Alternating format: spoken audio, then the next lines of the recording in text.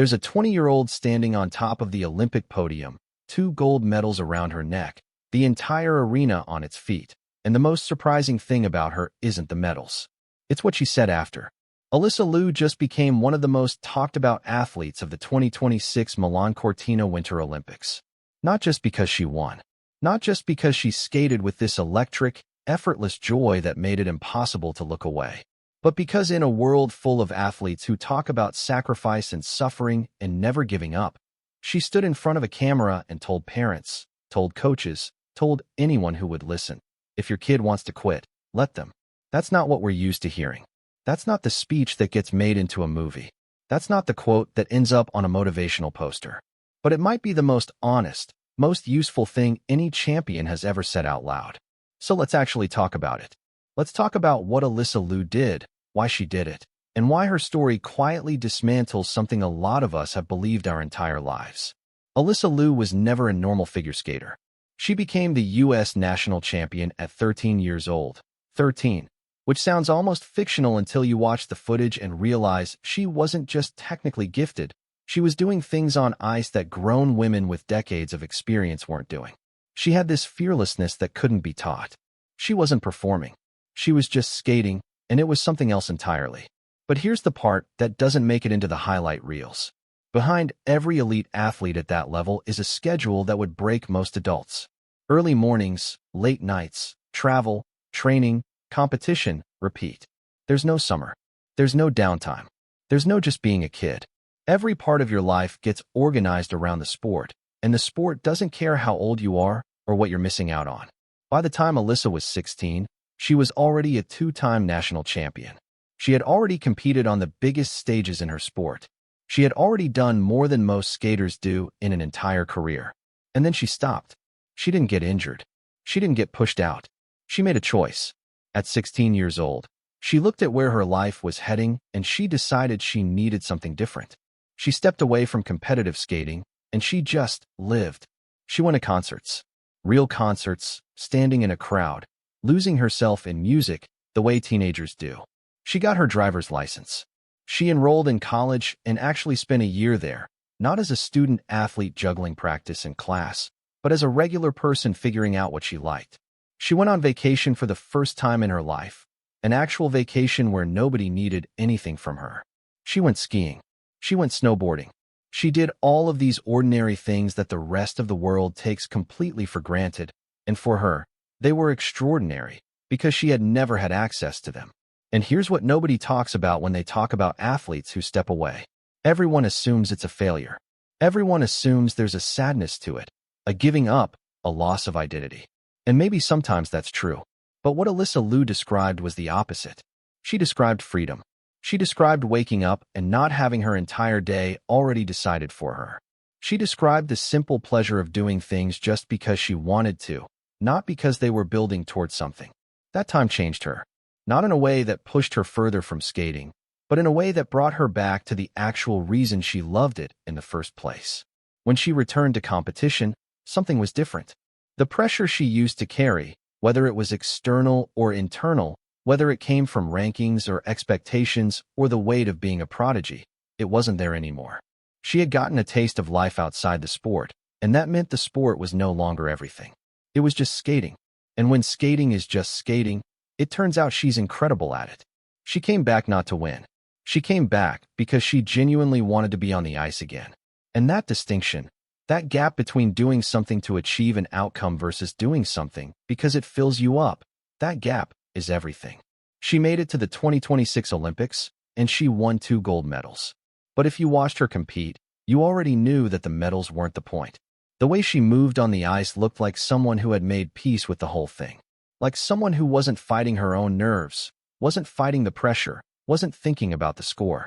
She looked like someone who was simply there, completely present, doing something she loved in front of the whole world. Now cut to after the Olympics. She's sitting down for an interview, and someone asks her about kids and sports, and she gives this answer that's so simple and so direct that it almost doesn't land at first. She says, "Don't force them. If a kid wants to quit, let them quit. The kid knows himself. Forcing it never works." And the reason that hits differently coming from her is because she's not a person who quit and faded away. She's not offering consolation. She's standing there with 2 Olympic gold medals and a story that proves her point completely. She took the break. She let herself be something other than a figure skater for a while. And it didn't end her career, it saved it. There's a version of Alysa Liu who doesn't take that break, who pushes through at 16 because that's what champions do, who follows the standard path, the one where you don't stop, you don't slow down, you sacrifice everything and trust that it'll be worth it. And maybe that version of her still wins things. Maybe she still has a good career, but she almost certainly doesn't stand on that podium at 20 looking the way she looked, like someone who has figured something out that most people spend their whole lives trying to understand. What she figured out is something a lot of high performers resist for a long time. Rest is not the opposite of progress. Stepping back is not the same as falling behind. And the reason you're doing something matters as much as how hard you're working at it. We have this cultural story about persistence. Never quit. Push through. The ones who make it are the ones who never stopped. And there's truth in that story. Real truth, not just cliché. Consistency matters. Showing up when it's hard matters. But that story has a shadow side that we don't talk about nearly enough, which is that grinding through something you've lost connection with doesn't make you stronger. It makes you emptier. And eventually, that emptiness catches up. Athletes burn out. Professionals in every field burn out. People who were once passionate about their work lose that passion not because they stopped caring, but because they never gave themselves permission to step back and reconnect with why they cared in the first place. They kept going because stopping felt like failure.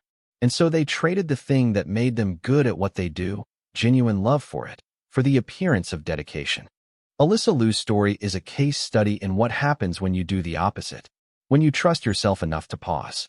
When you let the thing you love breathe. When you stop performing your passion and just go live your life for a while. She said something in that interview that stuck. She said trying new things will give you a different outcome. And that sounds almost too simple. But think about what she actually did. She tried being a teenager. She tried being a student. She tried being someone with no obligations to a sport or a schedule or a ranking. And the outcome of all that trying was that she rediscovered the version of herself who skates because skating is joy, not because skating is a job. The advice she gave to parents is real and it matters. Children who are pushed to keep competing when they don't want to rarely become the athletes their parents are hoping for. They become people who associate their sport with conflict and control. They become adults who are relieved when it's finally over. The research on intrinsic motivation is pretty clear on this. The more external pressure you apply, the more you erode the internal drive. You can push a kid into continuing, but you cannot push them into loving it. That has to come from inside, and the only way to protect it is to let them own it. But the deeper message, the one that goes beyond parenting advice, is about all of us. About the way we treat ourselves when something we used to love starts to feel like a burden. About the guilt we feel when we need a break. About the stories we tell ourselves that make rest feel irresponsible and struggle feel virtuous. Don't be scared to take a break. Don't be scared of failure. That's what she said. And she said it as someone who took the break, who faced whatever judgment or uncertainty came with it, who came out the other side with more clarity and more joy than she had before. The break didn't cost her the gold medals. The break is part of the reason she has them. That's the thing about going off course. When you're in the middle of it, it just looks like you're lost. You can't see what it's building toward. You don't know if stepping away is the move that leads you back stronger or the move that ends the chapter entirely. You just have to trust yourself enough to do it anyway. Alysa Liu trusted herself at 16 when it would have been so easy not to.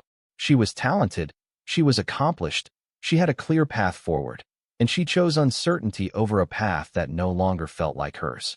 That took something. And whatever that something is, it's worth more than any training schedule or coaching philosophy or motivational framework.